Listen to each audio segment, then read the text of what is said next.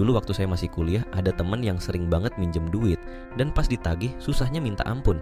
Tapi anehnya, dia selalu punya duit buat beli rokok sama nongkrong. Nah, kejadian ini bikin saya penasaran dan mulai ngamatin kebiasaan orang-orang yang katanya lagi nggak ada duit. Hasilnya, ternyata banyak banget orang yang hidupnya pas-pasan tapi selalu punya duit buat beli hal-hal tertentu. Menurut survei, ternyata cuma 38% orang Indonesia yang punya pemahaman bagus soal keuangan. Jadi dari 10 orang cuma 4 yang paham gimana cara ngatur duit dengan bener. Jadi nggak salah kalau banyak orang masih gampang terjebak sama kebiasaan boros yang nggak perlu. Terus kenapa sih penting banget buat kita ngerti soal perilaku finansial ini? Gini guys, dengan memahami pola pikir dan kebiasaan belanja kita bisa mulai ngelakuin perubahan kecil yang nantinya bakal berdampak besar buat masa depan keuangan kita. Nah, sekarang kita bakal bahas satu persatu nih 10 hal boros yang bikin orang terus hidup pas-pasan. Udah siap? Langsung aja kita mulai.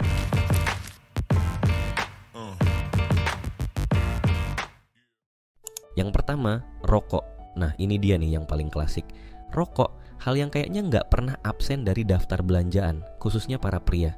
Tapi guys, coba deh kalian pikir, kenapa sih kita rela ngeluarin duit buat beli barang yang nggak bikin sehat dan bahkan dibungkusnya aja dikasih gambar penyakit? Ada satu quote menarik dari Mark Twain nih, "Quitting smoking is easy, I've done it 1,000 times." Coba deh kita breakdown sedikit. Misalnya harga sebungkus rokok sekitar Rp40.000. Kalau dalam sehari habis satu bungkus, berarti dalam sebulan udah habis 1,2 juta cuma buat asap doang. Bayangin deh, itu uang bisa dipakai buat apa aja. Bisa jadi DP mobil kali ya kalau ditabung setahun. Menurut data dari Kementerian Kesehatan, pengeluaran rumah tangga untuk rokok di Indonesia mencapai 11% dari total pengeluaran.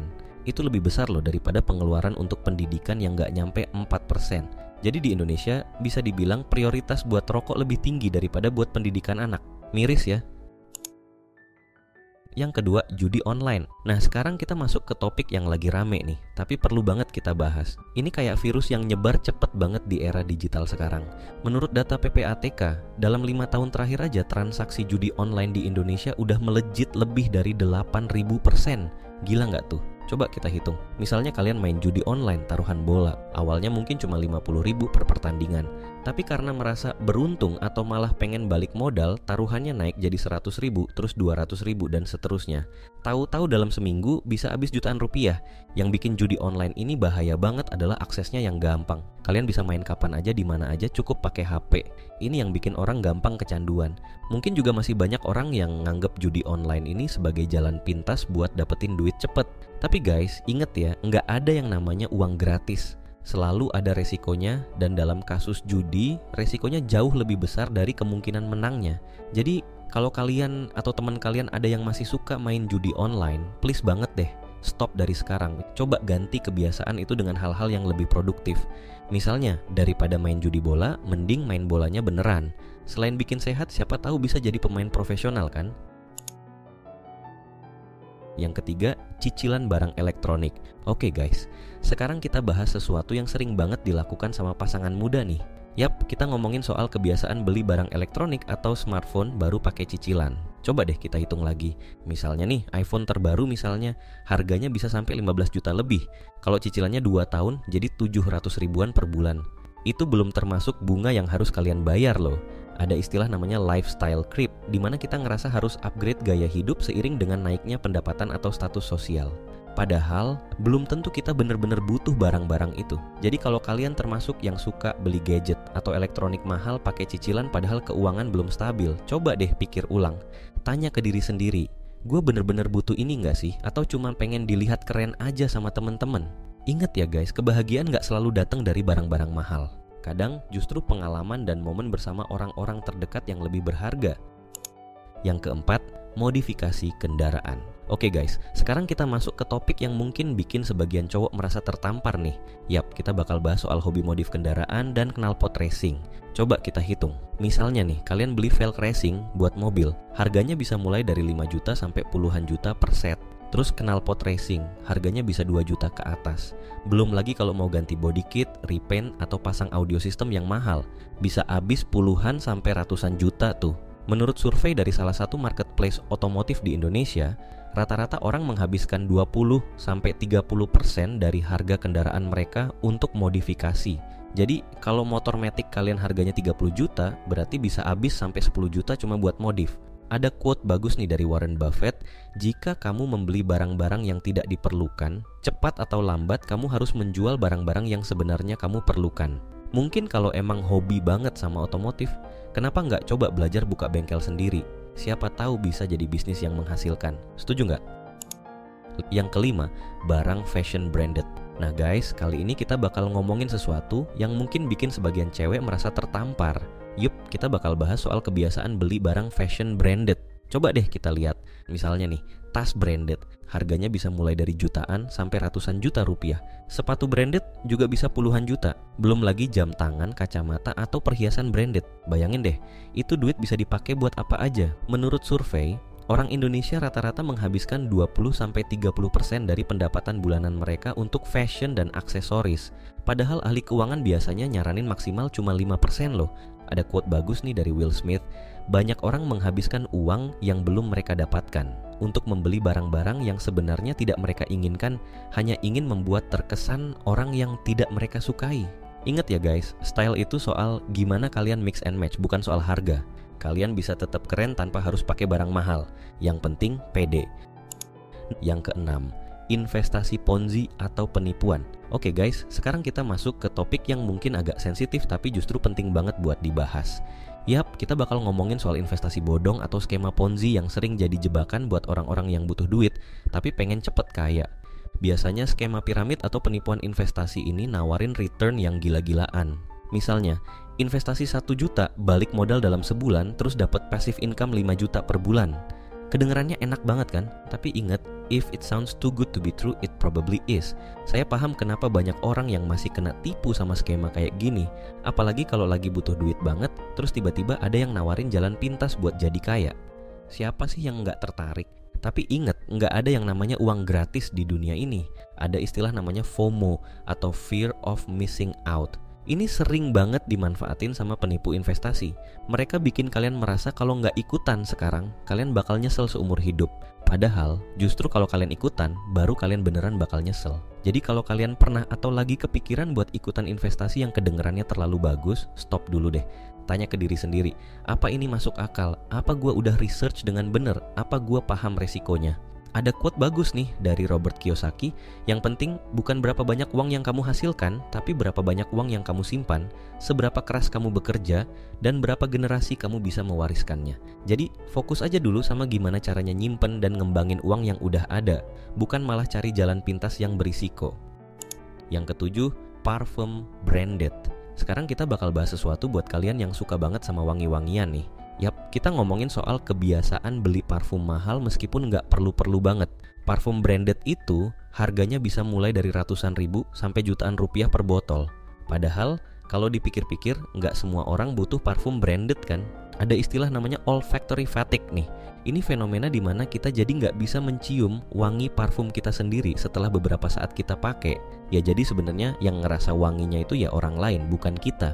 Tapi kalau kalian kerja di hotel bintang 5, ketemu klien gede atau kerja di tempat yang butuh penampilan necis, ya wajar aja sih. Biasanya kan juga dapat tunjangan buat grooming. Tapi kalau kalian masih kuliah atau kerja di back office, coba beli parfum sepantasnya aja kali ya. Merek parfum lokal sekarang udah banyak yang rekomen juga kok, nggak kalah sama yang branded. Ingat ya guys, wangi itu emang penting, tapi nggak harus pakai parfum mahal. Yang penting mandi teratur, pakai deodoran, dan jaga kebersihan. Itu udah cukup kok buat bikin kalian wangi dan pede buat ketemu orang. Yang kedelapan, belanja online. Oke guys, kali ini kita bakal ngomongin sesuatu yang pastinya jadi kegiatan favorit banyak orang. Yap, kita bakal bahas soal kebiasaan belanja online secara impulsif. Coba deh kita bahas, berapa kali sih dalam seminggu kalian buka aplikasi marketplace? Terus, dari sekian kali buka itu, berapa kali kalian akhirnya check out padahal tadinya cuma niat window shopping? Nah, itu dia yang namanya belanja impulsif. Saya paham kenapa banyak orang yang suka belanja online impulsif. Pertama, gampang banget, tinggal klik-klik barang udah nyampe. Kedua, banyak promo yang bikin kita merasa rugi kalau nggak beli. Padahal, beli barang yang nggak kita butuhin itu yang bener-bener rugi. Ada istilah namanya hedonic treadmill nih. Ini fenomena dimana kita selalu ngerasa butuh lebih banyak barang buat bikin kita bahagia. Padahal kebahagiaan yang didapat dari belanja itu sifatnya cuma sementara.